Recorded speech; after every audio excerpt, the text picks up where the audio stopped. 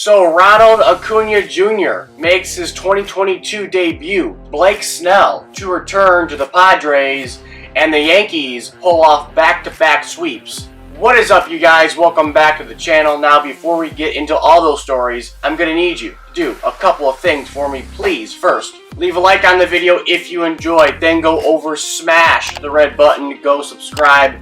That is the best way to show your support here on the channel. Then go over, ring that bell, get notified so you know when exactly I am uploading great baseball content here on the channel. And finally, if you want to get active, go down below in the comment section. I would love to hear your thoughts on the stories I'll be covering here today. Now, let's just get into it. So Ronald Acuña Jr. made his 2022 debut last night at home against the Cubs after 292 days away from the Braves ball club. Now, this was the opportunity he awaited for, going all the way back to July the 10th of last season when he tore his right ACL. Acuña said, "It feels like getting called up to the big leagues again." Now, when it comes to what Acuña did on the field last night in his first day back with the Bravos, well, Acuña grounded out, hit into a fielder's choice, and struck out through his first 3 plate appearances. However,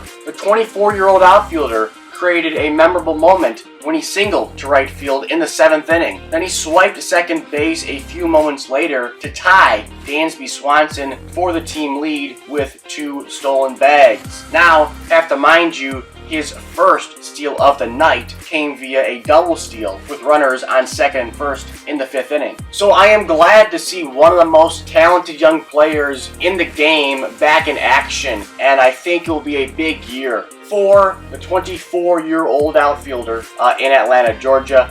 I think the Braves, with him healthy, will stay really competitive in that tough NL East. Next, it looks like Blake Snell will be back with the Padres very soon because he made his first rehab start in High A Fort Worth last night, okay? Now, Snell looked good, throwing 4 scoreless innings on 44 pitches, yielding 2 hits while walking none, hitting a batter in Fort Wayne's game against Daytona at Parkview Field. Now, 5 days prior to making his rehab start, the 29-year-old left-hander threw 38 pitches in a simulated game at Petco Park. And now, although Padres fans should be happy to see Blake Snell on a bump again, this is going to be a big year for Snellzilla, because he's going to have to prove to the organization that, you know, they made the right move by picking him up from the Rays just a couple of years ago. Because remember, last year was an all-time low for Blake Snell. After he went 7-6, he matched a career high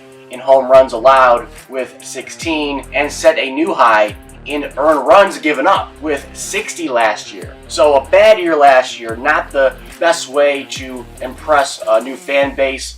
So this year is like junior, season. It's his junior season in San Diego, and he's going to have to make good impressions on the Padre faithful and the organization, because if he doesn't, there's going to be some boos and some really irritated Padres fans out there at Petco Park whenever he pitches. So big year for Blake Snell for sure. And finally, the Yankees pulled off back-to-back series sweeps. Okay, now the first sweep came against the Guardians, and the second sweep came against the Orioles. The first win against Cleveland came in a 4-1 effort thanks to 2 Aaron Judge home runs in the 3rd and the 5th innings. The second win ended in a close 5-4 affair as Gleyber Torres walked it off in the 9th inning. The third and final win against the Guardians concluded in a blowout of 10-2 thanks to homers by Rizzo, LeMahieu, and LeCastro. Now, when it comes to the Orioles series, the Yankees won Game 1 of a high-scoring affair thanks to 3 home runs by Anthony Rizzo. Now, the Yankees won Game 2 of that series 5-2 via a Stanton 2-run home run in the 1st and a Gallo solo blast in the 7th. And finally, New York put the cherry on top of their home set in Game 3 against the Orioles as they won 10-5 thanks to a number of base hits by Gonzalez, Judge, Rizzo, Stanton, and Donaldson. So a great series for the Yankees.